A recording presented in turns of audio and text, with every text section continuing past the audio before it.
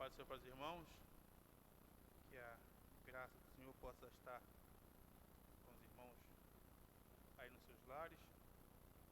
Como já foi falado, a lição de hoje é a lição de número 10, que vai tratar sobre a intercessão pelos Efésios. Quero aqui repetir novamente o texto áureo, que diz que por causa disso me ponho de joelhos perante o Pai de nosso Senhor Jesus Cristo, do qual toda a família nos céus e na terra toma o nome. Efésios capítulo 3, versículo 14 e 15. A verdade prática também nos diz que devemos interceder pelos eleitos de Cristo, para que eles sejam fortalecidos de poder, vivam em comunhão e exercitem o amor de Deus. Essa lição de hoje, ela tem como objetivo geral que nós possamos aprender a eficácia da oração no fortalecimento, restauração e crescimento espiritual da Igreja de Cristo. Como tem também como objetivos específicos refletir acerca dos propósitos da oração do apóstolo Paulo no poder do Espírito e destacar a necessidade de a igreja estar arraigada e fundada no amor de Deus.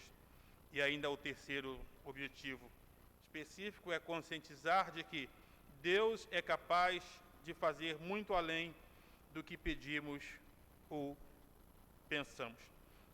Então, aqui a introdução dessa lição diz assim: essa é a oração de Paulo mais poderosa e sublime registrada nas Escrituras. Na primeira, ele ora para que os efésios sejam iluminados. Agora, o apóstolo Paulo, ele vai orar para que eles sejam capacitados.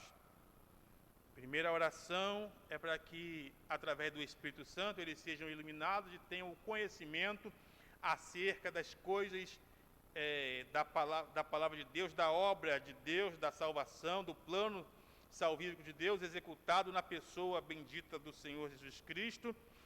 E agora o apóstolo vai estar orando a Deus, intercedendo por eles, pedindo ao Senhor que capacite os efésios e aqueles a qual a carta vai chegar, vai circular. E a tônica da oração é de que eles sejam fortalecidos em seu homem interior. E isso só se dará se Cristo habitar neles, para que assim eles venham ter a real compreensão do amor de Deus. Então, a oração é para que eles venham ser fortalecidos, e Paulo entende que somente se executa, se opera esse fortalecimento no homem interior. E isso só se dá através da presença bendita de Cristo, habitando no coração, no interior do homem, para que o homem venha a ter a real compreensão do amor de Deus. E a base da oração de Paulo é a vontade de Deus. O crente não tem direito de pedir nada em oração que for fora da vontade de Deus. E por isso a necessidade de leitura bíblica e de oração, pois na leitura bíblica encontramos a vontade de Deus revelada, e na oração nós pedimos que Deus a realize. Então, Paulo está agora orando a Deus, intercedendo pelos efésios, para que eles venham ser capacitados. Mas como se dá isso, irmão Alexandre? Isso só se dá quando o crente que aceitou a Cristo, e ele tem Cristo habitando na sua vida, tomando o controle, direcionando. E Paulo vai dizer ainda que o Senhor tem que habitar de uma maneira permanente na vida do crente. O Senhor habitando na vida do crente de maneira permanente, dessa forma ele pode ser fortalecido. Então a introdução desta lição de número 10 é isso. É Paulo trabalhando esse conceito de intercessão pelos efésios, e Paulo vai nessa intercessão, o texto diz que Paulo vai chegar e vai dizer: por causa disso me ponho de joelhos perante o Pai de nosso Senhor Jesus Cristo, do qual toda a família nos céus e na terra toma o nome. Então Paulo, ele se coloca de joelhos em oração por esse motivo, pelo fortalecimento dos crentes ali na cidade de Éfeso, para que eles venham ser fortalecidos, corroborados em poder, através da presença de Cristo habitando dentro deles permanentemente. Então, o tópico primeiro vai dizer corroborados com o poder do Espírito. Aí o tópico 1 vai dizer as riquezas da sua glória. Paulo apresenta aos Efésios riquezas da glória de Cristo, que é um conjunto de bênçãos espirituais que fogem à compreensão humana, mas que também podem equipar o crente para uma vida cristã saudável. Então, aqui nesse ponto, Paulo vai interceder a Deus pela vida dos Efésios e vai apresentar aos Efésios essa riquezas da glória, esse conjunto de bênçãos espirituais que fogem um pouco da nossa compreensão, que não é uma lista definida, uma lista pré-elaborada que vai nos dar esse entendimento. Não, essas bênçãos, riquezas da glória, está listada em tal aspecto, em tal situação. Não, é um conjunto de bênçãos espirituais, algo que foge à nossa compreensão, mas que equipam o crente para uma vida cristã saudável, para que nós possamos ter um cotidiano de andar como realmente cidadãos dos céus, em meio aos ataques do mundo, da sociedade, o ataque do inimigo de nossas almas. Esse conjunto de bênçãos espirituais nos capacitam, eles nos equipam para que nós possamos ter uma vida cristã saudável. O crente, ele precisa ser fortalecido, o crente precisa ter essas riquezas da sua glória, algo que Deus deposita na vida do crente, para que ele possa caminhar de maneira santa, reta, íntegra, diante das intempéries da vida, coisas que nos fazem perseverar em meio às lutas do dia a dia. Aí o tópico 1, 2 vai dizer fortalecidos com poder, ou melhor, no poder. Paulo aqui, ele não vai orar para que as coisas mudem no exterior. Paulo aqui, ele ora para que haja uma mudança no homem interior e que eles sejam fortalecidos no poder de Cristo. Ou seja, Paulo aqui está orando para que o mundo ao redor da igreja de Éfeso possa estar caindo. Paulo ora aqui para que tudo esteja em ruínas. Paulo vai orar aqui para que, em meio ao fogo, à chuva, ao terremoto, figuradamente falando, os efésios permaneçam inabaláveis. Paulo não ora para que as coisas ao redor mudem. Muitas das vezes nós oramos para que as coisas ao nosso redor mudem. Nós queremos que Deus converta, isso deva ser a nossa oração, mas o exemplo não é esse. A gente quer que Deus mude o nosso vizinho, a gente quer que Deus mude uma situação no nosso trabalho, a gente quer que Deus faça várias coisas. Enquanto aqui Paulo está orando de uma maneira diferente. Paulo está orando para que o homem interior, o nosso homem interior, seja mudado, seja transformado, para que nós possamos resistir e permanecer firmes, inabaláveis em meio a tudo e toda a intempérie que vem acontecer ao nosso redor. Então, Paulo está orando aqui para que o homem interior venha a ser mudado, o homem interior venha a ser fortalecido no poder de Cristo. E hoje nós precisamos muito viver isso que o apóstolo Paulo está intercedendo na vida da igreja de Éfeso. Porque nós precisamos, é uma palavra muito usada hoje, resiliência. Nós precisamos nos reinventar em meio às dificuldades da vida. Nós não podemos nos amoldar ao mundo, não podemos nos amoldar às situações que acontecem. Nós precisamos nos conservar íntegros, retos, inabaláveis, irreprováveis, irretocáveis diante de Deus em meio às situações. As adversidades podem vir bater a nossa porta, nos assolar, as dificuldades, mas se o nosso homem interior estiver na pessoa bendita de Cristo, fortalecido por Cristo, nós conseguiremos viver e romper toda e qualquer dificuldade. Ou seja, o mundo pode estar desabando, mas a igreja continua firme. 1 Coríntios capítulo 16, versículo de número 13, vou ler aqui, nos diz assim, 1 Coríntios 16, 13, aleluias. Vigiai, estar firme na fé, portai-vos varonilmente, fortalecei-vos. A palavra varonil quer dizer se porte como um homem, se porte como alguém que tem coragem. Mas essa palavra não é só para o homem, é para o homem e para a mulher. Mas Paulo ele vai usar esse adjetivo aqui para dizer: seja homem, seja corajoso, fique de pé, não retroceda, não pare. Em meio às dificuldades, se o teu homem interior estiver fortalecido em Deus, você vai ter atitude de homem, de coragem, de fortaleza. Então é nesse sentido.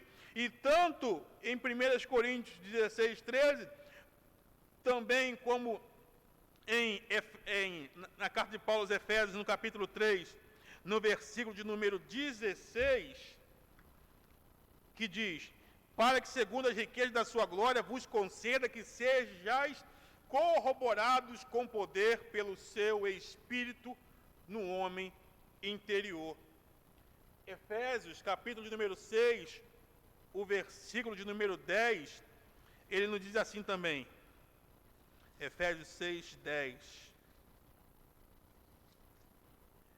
No demais, irmãos meus, fortalecei-vos no Senhor e na força do seu poder. Paulo mostra que esse fortalecimento ocorre no Senhor e pelo Senhor. Nós não confiamos no braço de carne. A nossa força não está no nosso braço, na nossa fortaleza. Você pode lutar, pode fazer jiu-jitsu, pode fazer kickbox, pode ser um expert nas artes marciais, pode ter um corpo físico e atlético invejável. Mas a nossa força não está no braço de carne. A nossa força, esse fortalecimento ao qual Paulo está aqui intercedendo, ele está intercedendo para que o Senhor seja a nossa força, para que o Senhor seja a nossa fortaleza. Se quisermos ser fortalecidos para enfrentarmos esse mundo, não existe outra maneira senão no Senhor. Salmo 27, versículo 1, um salmo bastante conhecido, Salmo 27, o versículo de número 1, nos diz assim: o Senhor é a minha luz e a minha salvação, a quem temerei? O Senhor é a força da minha vida, de quem me recearei? A nossa força está em Deus. É o Senhor que nos fortalece diariamente. Às vezes a gente pensa que uma determinada situação vai acabar conosco, vai nos matar, mas quando nós estamos fortalecidos no homem interior, o mal não nos destrói. Passa aquela dificuldade, passa aquela tempestade, e tal como muitos irmãos falam, né? Tal qual a palmeira, que às vezes se encurva e alguém pensa que vai quebrar, mas o vento vai passando, vai diminuindo, e com o decorrer do diminuir do vento, ela vai se levantando, e daqui a pouco ela está de pé. Assim também somos nós que estamos fortalecidos em Deus. Não é fortalecido porque malhou muito, mas fortalecido porque a presença do Deus bendito habita em nós e nos reveste diariamente de poder para que nós possamos enfrentar as dificuldades desta vida. Colossenses capítulo 1, versículo 11, diz assim: corroborados com toda a fortaleza, segundo a força da sua glória, em toda a paciência e longanimidade com gozo. Então, corroborados com toda a fortaleza, segundo a força da sua glória. Então, irmãos, nós não somos fortes por nós mesmos.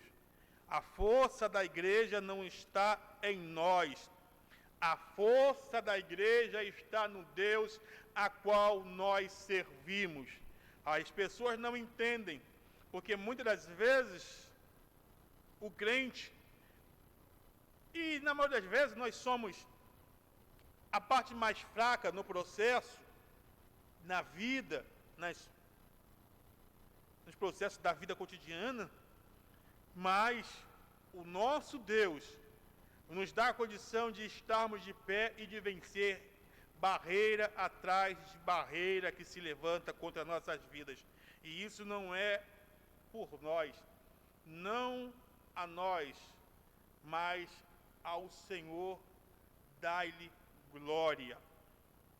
Como o texto bíblico diz, se não for ao Senhor que estiver ao nosso lado, ora diga Israel. Se alguém quiser se gloriar, glorie-se em Cristo. Então, a nossa fortaleza, a nossa força vem dele, única e exclusivamente dele. E é aí mais um texto bíblico de 2 Timóteo, capítulo 2, versículo 11, que vai nos falar: fiel é esta palavra, se morremos, 1 Timóteo, capítulo 2, 2 Timóteo 2, 11, fiel é essa palavra, se com ele, já morremos com ele, também com ele reinaremos. Então, irmãos, a nossa força está no nosso Deus.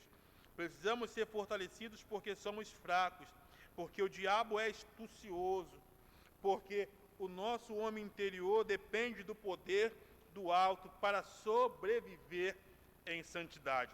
Então é nesse sentido que Paulo vai estar orando para que os efésios venham ser fortalecidos em Deus.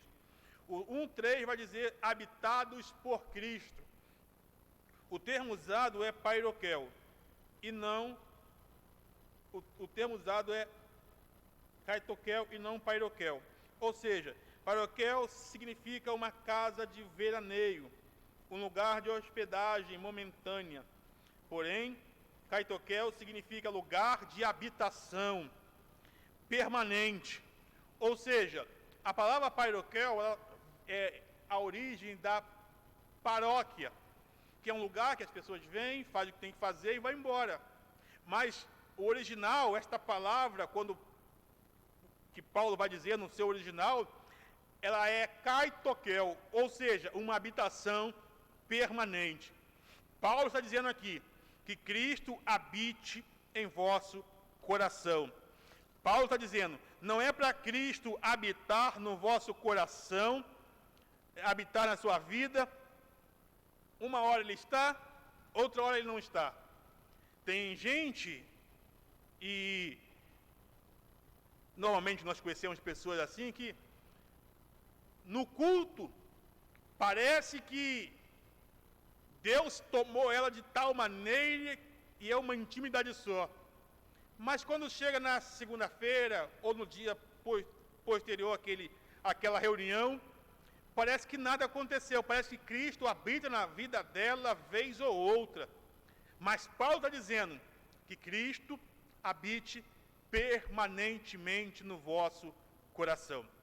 Paulo está dizendo, Cristo não é para vir, faz uma visita e vai embora. A nossa conduta, e é o que Paulo está orando, deva ser de quem Cristo está habitando permanentemente. Cristo tem que ser na minha vida hoje, que eu estou aqui ensinando. Cristo tem que ser na minha vida daqui a pouco, quando eu chegar na minha casa. Deus tem que ser na minha vida da mesma maneira amanhã no meu trabalho. Deus tem que ser na minha vida, Ele tem que habitar permanentemente. E quando Cristo habita permanentemente na minha vida, as minhas condutas, a maneira com que eu me porto, que eu falo, que eu vivo, é uma vida, é uma maneira diferenciada. É uma maneira de quem tem a consciência de que é realmente habitação de Cristo, que é alguém que Cristo tomou para si e vive dentro de si operando. Porque o texto bíblico vai dizer que Cristo é a cabeça da igreja. Então é Ele que comanda nossas vidas, é Ele que comanda a nossa fala, é Ele que comanda os nossos passos. Então, Paulo está dizendo que eles têm que viver como quem? Cristo habita permanentemente. Paulo fala de uma habitação permanente, onde os crentes não estivessem firmes hoje e amanhã pensando em largar tudo e voltar às velhas práticas. 1 Coríntios capítulo 15, versículo de número 18. 1 Coríntios 15, 18. O texto bíblico diz assim: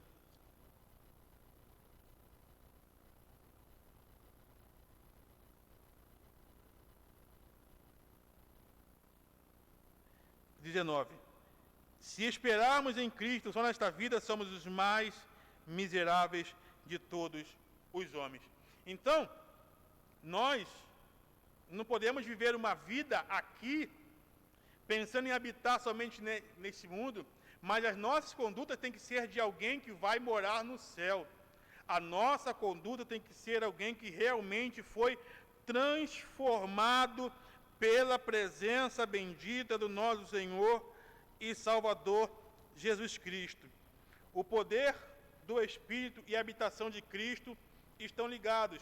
É mediante o Espírito que Cristo habita em nosso coração. Então, é mediante o Espírito Santo. Se nós temos o Espírito Santo habitando em nosso coração, na nossa vida, nossa atitude tem que ser de alguém que foi transformado. Romanos 8, 9. Vós, porém, não estáis na carne, mas no Espírito, se é que o Espírito de Deus habita em vós. Mas se alguém não tem o Espírito de Cristo, esse tal não é dele. Então, não adianta falar que Cristo habita em nós, se a nossa conduta não é condizente com o que Cristo ensinou, não é condizente com alguns dos ensinamentos que Cristo nos deixou. É muito fácil você identificar um crente ou não é uma fórmula mágica, mas dá para você identificar. Você pega o Sermão do Monte, você pega os ensinamentos de Cristo, de conduta, de proceder, e você bota aquele ensinamento de Cristo, bota de frente, como se fosse um espelho para aquela pessoa, e vê se aquela pessoa se enquadra naqueles ensinamentos. Se ela não se enquadra, é porque Cristo não habita verdadeiramente no coração dela. Porque quando Cristo habita em nós, a nossa conduta é mudada. A nossa maneira de se portar é mudada. Então, Paulo está ensinando aos Efésios que Cristo habite, para que Cristo habite pela fé no vosso coração, a fim de, estando arraigados e fundados em amor. Então, Paulo vai fazer associação. Se Cristo habita no teu coração, você tem que estar fundado, arraigado em amor. Porque Cristo é amor. É o maior exemplo de amor. O nosso evangelista Marcelo, na última semana, na última lição, ele fala sobre isso. Ele fala que é impossível um cristão que não ama. É impossível um cristão que não ama o seu irmão, e não é um amor qualquer, é um amor que é expresso na carta de Paulo aos 1 Coríntios, capítulo 13. Um amor que tudo sofre, um amor que espera, que tudo suporta, um amor que não se ressente do mal.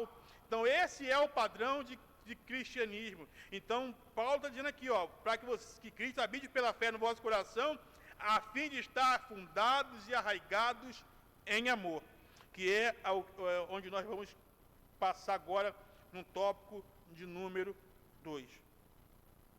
E o tópico é isso mesmo, é arraigados e fundados em amor. O tópico 2.1 diz que o amor é a virtude cristã. A fé cristã está baseada no amor.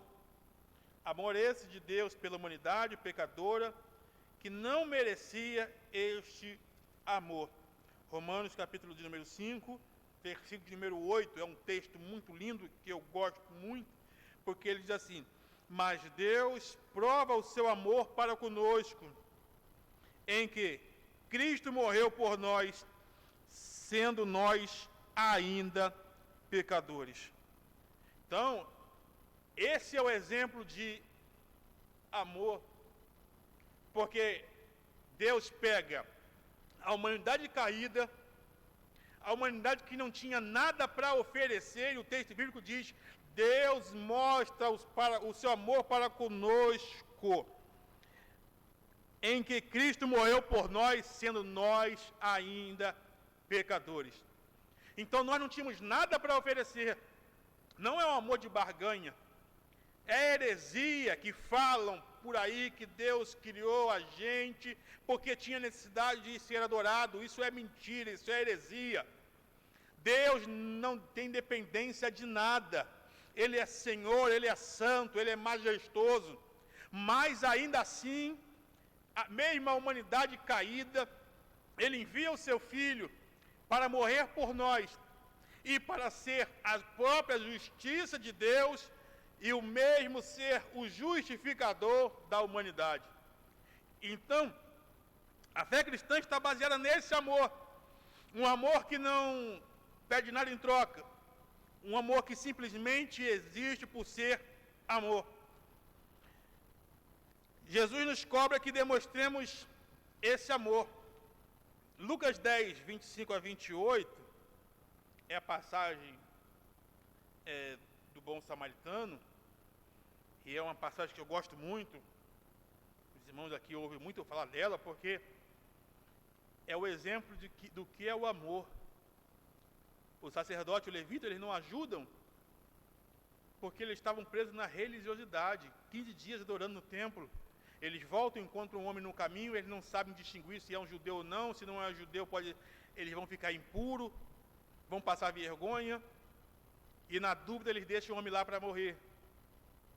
Aí Jesus vai dizer que o homem que era rejeitado, o homem que não era tido como irmão pelos judeus, o homem que não tinha nenhum compromisso com a religião, ele passa, socorre aquele homem, leva para um lugar seguro, se responsabiliza por ele, porque ele diz: está aqui o dinheiro, mas se ele precisar de alguma coisa a mais, quando eu voltar eu pago. Ele é minha responsabilidade.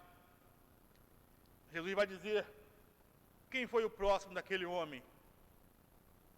E a plateia vai dizer: aquele doutor da lei, o samaritano. Então, o amor é assim. É um amor que, independente, não vê nação, não vê língua, não vê quem seja. É claro que o texto bíblico nos diz que temos que socorrer principalmente do médico da fé, mas principalmente não quer dizer exclusivamente. Não importa se o teu vizinho professa uma outra religião, se ele tem uma outra fé que é contrária ao que nós entendemos e que muitas das vezes afronta terrivelmente ao nosso entendimento. Mas Jesus está ensinando que amor é desta maneira. Não importa se quem está ferido é judeu, é gentio, não importa se é crente da Assembleia de Deus, da Presbiteriana, da Metodista, não importa se é espírita, não importa se é do catecismo, não importa de onde seja. Se nós pudermos fazer, devemos demonstrar o amor não somente aqui, porque Deus é amor, e a igreja, quando ela ama, quando ela demonstra esse amor, ela demonstra o que Deus realmente é. Se tem uma maneira de Deus ser representado na igreja, é através do amor. Precisamos amar sem olhar a quem, e o Cristo, que é o Senhor da igreja, irá nos abençoar, demonstrando assim que nós somos realmente discípulos de Cristo. Aí diz, esse amor que tem referência, o Deus de amor, não está baseado em o que o meu próximo é, e sim em quem eu sou. Não importa se te feriu, a atitude do outro é o que falamos no início. A atitude do outro não pode mudar quem eu sou. Eu sou cristão, eu sou de Cristo. E como cristão, eu ajo como pequeno Cristo. Eu sigo as pegadas de Cristo. E embora seja difícil, mas Cristo falou, se ferir uma face, dá outra. Nós precisamos demonstrar que nós realmente entendemos o que é ser cristão, o que é carregar esse nome em nossas vidas, o que é representar esse Deus vivo e poderoso, que é amor até a sua última essência. Paulo ora para que os efésios sejam fortalecidos no amor. Paulo sabia que exercer o amor não é fácil. 1 João 4,9, ele vai dizer assim, 1 João 4,9, nisto se manifestou o amor de Deus para conosco, em que Deus enviou o seu Filho unigênito ao mundo, para que por meio dele vivamos. Aí o 11 diz assim, amados, se Deus assim nos amou, nós também devemos amar uns aos outros. Irmãos, é inadmissível no seio da igreja ter pessoas que dizem não gostar uma da outra. Isso não é característica de quem foi lavado e remido no sangue do Cordeiro. Porque o texto bíblico diz, o apóstolo João está dizendo, se Cristo nos amou desta maneira, devemos amar assim uns aos outros. Esse é o motivo do apóstolo nos encorajar a amarmos, a suportarmos o outro em amor. Romanos capítulo 5 também, versículo 7 e 8, diz assim, dificilmente alguém por um justo morrerá, embora alguém possa se animar a morrer pelo bom. Aí o versículo novamente que eu li, mas Deus prova o seu amor para conosco, que Cristo morreu por nós, sendo ainda nós pecadores. Então, irmãos, precisamos aprender a amar. Eu achei interessante que nosso professor Marcelo falou na última aula. Precisamos exercitar esse amor. Não é fácil amar, mas não é uma escolha. Deus nos exige que nós amemos uns aos outros. E se nós queremos ir para o céu, precisamos exercitar o amor. Esse exercício do amor é quando o texto bíblico vai te chamar de caridade. É o amor que se demonstra, o amor que você mostra para as outras pessoas que realmente você ama. É um amor através de atitudes. Colossenses 3:13 diz assim: suportai-vos uns aos outros, perdoai-vos uns aos outros, se alguém tiver queixa contra outro, assim como o Senhor vos perdoou, assim também perdoai-vos. Então, irmãos, precisamos amar, precisamos perdoar, como Cristo fez conosco, nós precisamos exercitar isso no seio da igreja. O 2:2 diz: arraigados e fundados em amor. Paulo usa duas expressões, uma da botânica e outra da arquitetura. Devemos estar tão firmes como uma árvore e tão sólidos como um edifício. E o que dá sustentação a tudo isso é o amor que faz suportar todas as intempéries causadas pelos outros. Paulo então vai usar duas figuras. A figura de uma árvore e a figura de um edifício. Ambos encontram firmeza para baixo. E a palavra de Deus nos diz que nós devemos estar firmes na rocha. Alicerçar e construir a nossa casa na rocha, que é Cristo Jesus, que nos dá firmeza. Tem muito crente fraco porque ele está firmado em homens. Ele está firmado no pregador. Ele está firmado no professor da escola dominical. Ele está firmado naquele irmão, naquela irmã que tem um dom da profecia. Ele está firmado no pastor presidente. Mas o texto bíblico vai nos ensinar que devemos estar firmados em Cristo, fundados e firmados, arraigados na pessoa bendita do nosso Senhor e Salvador Jesus Cristo. Ele é a rocha, Ele é a nossa fortaleza. Ainda que vierem lutas, intempéries, nós continuaremos de pé. Nós continuaremos firmes. Mateus capítulo 7, versículos número 24 e 27 nos diz assim: portanto, todo aquele que ouve as minhas palavras e as pratica será semelhante a homem prudente, que edificou a sua casa sobre a rocha. Eu vou ler os versículos em sequência. Desceram a chuva, transbordaram o rio, sopraram os ventos e deram contra aquela casa, contudo ela não caiu, porque estava edificada sobre a rocha. Aquele que ouve essas minhas palavras, mas não as cumpre, será comparado ao homem insensato, que edificou a sua casa sobre a areia. Desceu a chuva, transbordaram os rios e sopraram os ventos, e deram contra aquela casa, e ela caiu, e foi grande a sua queda. Precisamos construir a nossa casa, o nosso edifício espiritual na pessoa bendita de Cristo. Ele está dizendo: aquele que ouve as minhas palavras, assemelhá-lo-ei a alguém que construiu a sua casa na rocha. E as palavras de Cristo nos ensinam a amar. Amar sem olhar a quem. Amar sem esperar nada em troca. Amar apesar dos defeitos. Amar independente das virtudes.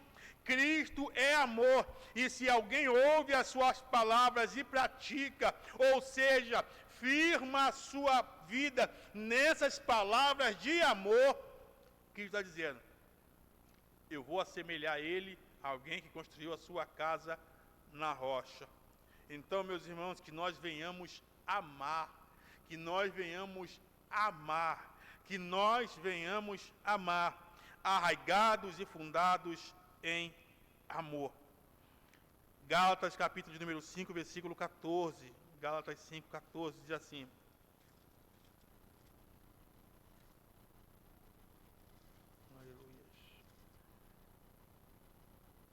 toda lei se cumpre numa só palavra, a saber, amarás o teu próximo como a ti mesmo. Quer cumprir toda a lei? Ame o seu Deus, seu Deus acima de todas as coisas, com todas as suas forças, de todo o seu coração. E ame o seu próximo como a ti mesmo. Precisamos aprender. Ninguém é tão cruel consigo mesmo. Quando a pessoa é muito cruel consigo mesmo, ela tem uma psicopatia, ela tem uma doença.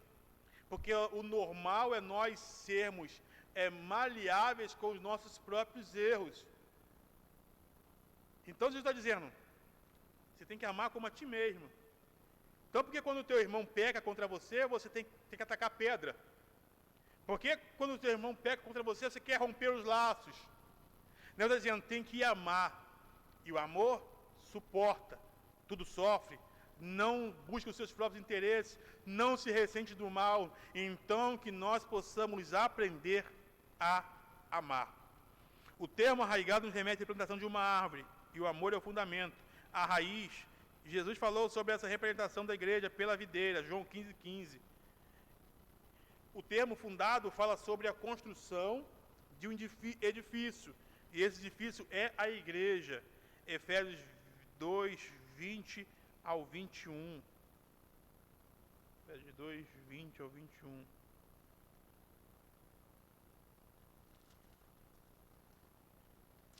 Aleluias. Diz assim um texto bíblico. Edificado sobre o fundamento dos apóstolos e profetas, sendo o próprio Cristo é a pedra principal, angular. Nele todo o edifício bem ajustado cresce para templo santo no Senhor. Então, se estiver firmado nele, cresce bem ajustado. Não vai crescer cheio de anomalias. Não vai crescer raquítico, como o apóstolo Paulo fala, não vos pude dar alimento sólido, mas vos tratei com leite espirituais. Paulo está dizendo assim, ainda são crianças, há tanto tempo, não cresceu bem ajustado. Nós precisamos estar firmados em Cristo para crescer bem ajustados. A igreja e seus membros somente podem ter uma raiz e um fundamento, que é o amor. E esse amor é o amor de Cristo. Então, que nós possamos amar. A intensidade do amor de Cristo. Paulo aqui está falando da imensurabilidade do amor de Cristo. O que seja isso, irmãos? Não tem como medir. Não tem como medir a largura, a profundidade, a altura. Não tem como. O amor de Cristo excede, tão como a sua paz, ele excede todo o entendimento humano.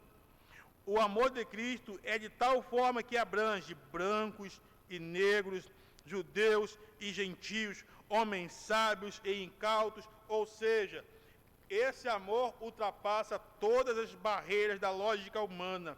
Esse amor foge da compreensão humana, da compreensão do homem.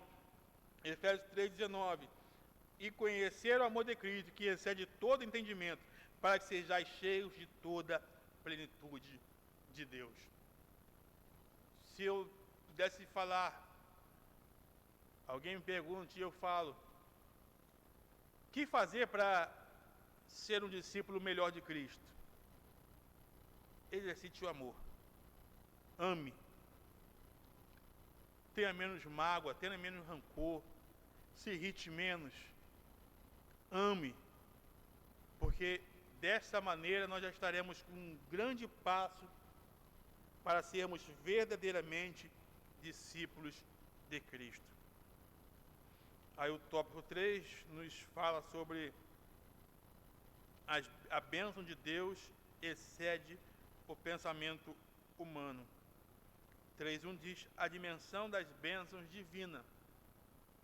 Paulo está mostrando que mesmo que estejamos no centro da vontade de Deus, não podemos alcançar a dimensão daquilo que Deus pode e quer fazer. Daí a necessidade de orarmos sempre para que seja feita a vontade de Deus. Às vezes nós queremos orar e nós temos um entendimento do que seria bom para nós. Mas aqui Paulo está nos ensinando que o Deus que nós servimos, ele tem coisas muito além do que podemos imaginar, muito além daquilo que pedimos ou pensamos. A nossa compreensão não alcança aquilo que Deus tem preparado para nós, ainda aqui nesta terra. Então, quando nós oramos a Deus, nós precisamos pedir que Deus venha fazer a vontade dEle em nossas vidas. Tem crente que limita aquilo que Deus pode fazer, ou outros querem ensinar a Deus como agir e como proceder. Nós precisamos entender que a boa, agradável e perfeita vontade de Deus tem que ser feita na minha vida. A minha oração tem que ser para que Deus venha fazer, executar a vontade dEle na minha vida, na minha casa, na minha família e na sua igreja. Então, nós precisamos entender que o nosso pensamento é limitado diante daquilo que Deus tem preparado para as nossas vidas.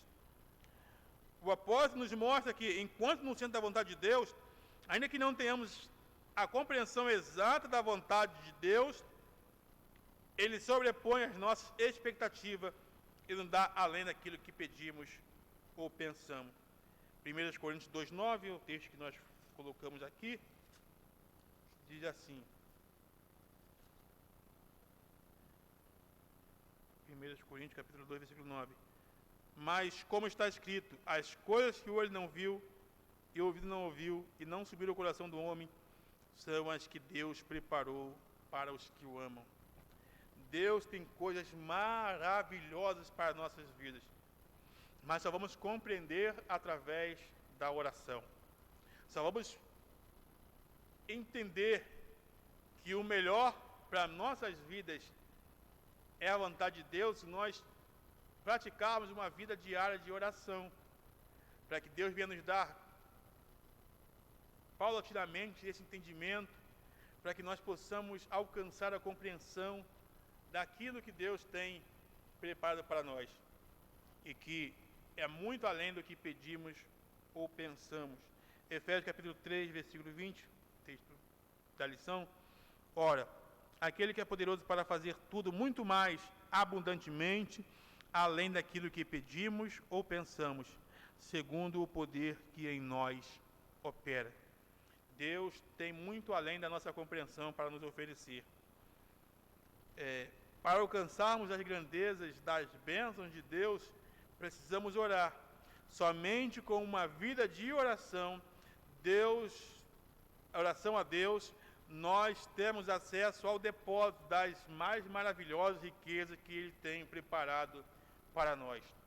Então, somente através da oração, Deus, Ele vai operar coisas maravilhosas sobre nossa vida, sobre a nossa casa, sobre a nossa família. Não podemos limitar o poder de Deus. Às vezes, uma irmã está orando para Deus salvar o seu marido, e é essa oração que deva ser feita, mas Deus está vendo e tem coisas maiores. Deus quer salvar, dar um banho no sangue do Cordeiro, Deus fazer dele um grande homem de Deus, levantá-lo degrau a degrau, e daqui a um tempo, aquele que estava na bebedeira, aquele que estava envolto nas drogas, na prostituição, é um homem de Deus, um servo do Senhor, um pastor, ainda que não seja um pastor, um presbítero, um pregador, mas é um servo de Deus na sua essência. É aquele crente que vai levar muitas vidas ao encontro de Cristo. Deus tem isso. Pessoas que não têm nome, pessoas que estão à margem da sociedade, e a gente só ora para que salve. Senhor, liberta, tira da cachaça, tira das drogas, tira do tráfico. E Deus quer fazer coisa muito maior, quer dar um bom nome, um novo nome, fazer coisas que a nossa mente, afeta ainda pelo pecado, não consegue compreender. Então nós precisamos orar a Deus para que venha se cumprir isso em nossas vidas. O tópico 3.2 vai dizer um convite para a adoração. É um convite à celebração a Deus. O Salmo 100, por exemplo, celebrai com júbilo ao Senhor todos os moradores da terra. pois o conhecimento dessas dádivas de Deus só pode gerar um motivo grande para a adoração. É dever de todo crente que entende essas maravilhosas dádivas apresentadas por Paulo, a oração a Deus por tudo que ele tem feito pela sua igreja. Então, irmãos, quando nós temos um pouquinho dessa compreensão, não há outro sentimento em nós que não o de adorar a Deus por tudo que Ele fez, por tudo que Ele continua fazendo em nossas vidas, pelas suas maravilhosas dádivas sobre as nossas vidas. Então, um crente que entende todo esse processo, ele adora a Deus, ele celebra, porque ele sabe que ele não merecia, mas o Deus que nos amou primeiro, nos salvou, nos libertou, nos transformou, e ainda assim tem um caminhão de bênçãos sobre nossas vidas, sobre a nossa casa, sobre a nossa família, e nós gozamos dessas bênçãos diariamente. E ainda, Romanos 15:11, e ainda louvai ao Senhor todos os gentios, celebrai-o todos os povos. O tópico 3.3 vai falar sobre a glória devida a Deus. A glorificação ao nome do Senhor é fruto de um coração que entendeu todo o processo da salvação do homem. Ele se sente inserido nesse ato maravilhoso de amor de Deus pela humanidade caída. Não existe outra coisa a fazer senão tributar-lhe honra e glórias ao seu nome. Salmo 29:2. E aqui nós vamos já encerrar. Salmo 29:2. Aleluias. Salmo de número 29, versículo de número 2. Diz assim o texto bíblico: dai ao Senhor a glória devida ao seu nome. Adorai o Senhor na beleza da sua santidade. Salmo 66, versículo 1 e 2. Ouve, ó Deus, o meu clamor e atende a minha oração. 66. Louvai a Deus com brado de júbilo de toda a terra. Cantai a glória do seu nome. Dai glória ao seu louvor. Então, irmãos, quem entendeu todo esse processo de salvação, se reconheceu como pobre, pecador, cego, nu, miserável, e que Deus, no seu ato maravilhoso, nos salvou, que nós precisamos entender: misericórdia, justiça de Deus e graça. A justiça é Deus dando ao homem aquilo que ele merece. Isso é a justiça de Deus. É a paga pelo que nós merecemos. E nós merecíamos o fogo do inferno. Nós merecíamos estar condenados. Mas o texto bíblico vai dizer que Deus nos amou e enviou seu Filho, sendo nós ainda pecadores. Isso é misericórdia. Porque Deus nos dá não o que merecemos. Não nos dá o castigo que deveria nos dar. E aí se manifesta a sua graça, que é Deus nos dá além do que merecemos. Nós não merecíamos a salvação, mas por amor, Ele nos amou, entregou o seu Filho, sendo nós ainda pecadores, e por isso nós estamos aqui hoje, lavados, remidos, gozando de toda a sorte de bênçãos espirituais que Deus tem para nossas vidas. Gozamos de bênção nessa terra, sim, mas temos uma infinidade de bênçãos espirituais. E além de tudo isso, temos um lugar reservado para nós, porque o próprio Cristo disse: eu vou vos preparar lugar. Ele está dizendo: para que onde eu estiver, estejais vós também. Então Cristo nos prometeu que iria para o Pai, preparar um lugar para que nós pudéssemos estar com Ele. Então nós que éramos pecadores, merecedores do fogo do inferno, Cristo nos salvou, nos libertou e hoje nós temos direito naquele grande dia, ou se Deus vier nos buscar hoje, ou se Ele vier buscar a igreja de um modo geral, temos direito a estar com Cristo por toda a eternidade, louvando e bendizendo o santo nome do Senhor. E esse é um motivo de nós darmos as glórias devidas ao santo nome de Deus. Então nós temos motivos para glorificar e bendizer o nome do Senhor. Então, meu amigo, meu irmão, minha irmã, que Deus possa habitar realmente em nosso coração, para que dessa maneira nós venhamos ser fortalecidos no Senhor e na força do seu poder, que Ele seja uma habitação permanente e que através de Cristo habitando em nós possamos exercitar o amor, mostrar que realmente nós somos discípulos de Cristo e que nós andamos nesta terra nas pisadas do nosso Mestre. Que Deus em Cristo Jesus possa nos abençoar e que nós verdadeiramente andemos como discípulos de Cristo. Que Deus nos abençoe. Em nome de Jesus.